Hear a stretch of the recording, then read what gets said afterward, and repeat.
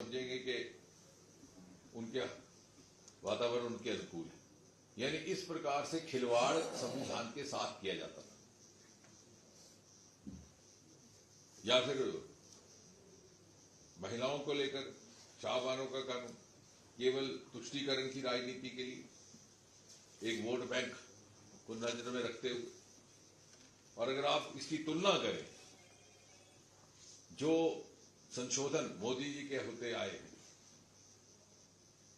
एक के बाद एक, वो जनहित के लिए। उसमें अगर कभी कहा गया कि महिलाओं के लिए, और जो कानून विधेयक लाए गए महिलाओं के लिए 33% आरक्षण संसद में, विधानसभाओं में, कांग्रेस पार्टी क्यों नहीं कर पाई?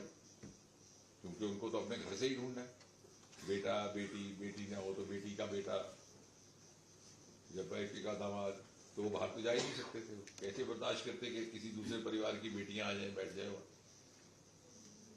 जहां वहां आप अभी जिक्र हो रहा था शाहबानों के कानून का, यहां देखिए ट्रिपल तलाक। तुष्टीकरण की राजनीति ये करते रहे, लेकिन इनके पापों का प्रायश्चित मोदी जी ने किया, जो उस समाज की बहनों के साथ जो अन्याय हो रहा था उसके लिए। इसी प्रकार EWS का लाया, इकोनॉमिक वीकर सेक्शन। आप क्यों नहीं ला सकते थे? आप तो गरीबी हटाओ कब से कह रहे थे, 60 करोड़। लेकिन आपने गरीबी के नाम पर वोट लिया, उसको गरीब रहने दिया ताकि उसकी गुर्बत को आप शोषित कर सके। इस सरकार ने गरीब को सशक्त किया कि वो अपनी रोजगार स्वयं कमा सके। आपने रोजगार के लिए जो वैश्विक इस समय विकल्प है दुनिया भर में, वो उसके सामने लाए, उसकी जागरूकता पैदा की। लाल किले से मोदी जी ने आह्वान किया, स्टार्टअप इंडिया, स्टैंडअप इंडिया। इस देश में स्टार्टअप की संख्या मात्र 350 थी। लोगों को समझ भी नहीं था कि स्टार्टअप शब्द का अर्थ क्या। आज बढ़कर के उसकी संख्या 1.5 लाख से ऊपर हो गई और दुनिया में हम तीसरे दर्जे पे आ खड़ा हुए। इसका मतलब है कि हमारे युवाओं में प्रतिभा भी थी, योग्यता भी थी, काबिलियत भी थी, मेहनत करने का मादा भी था। लेकिन आपने अपनी परिवारवाद को बरकरार रखने के लिए उनको पीछे रखा और दुहाई दे रहे अम्बेडकर की। अम्बेडकर जी को चुनाव अगर हरवाने का काम किया तो आपने किया। 1952 में बाई इलेक्शन हरवाने का काम किया तो आपने किया। जब उनका स्वर्गवास होता है दिल्ली में, तो उनके मृतक शरीर का निरादर किया तो आपने किया, और उसके बदले में उनको मुंबई जाकर उनका संस्कार हुआ।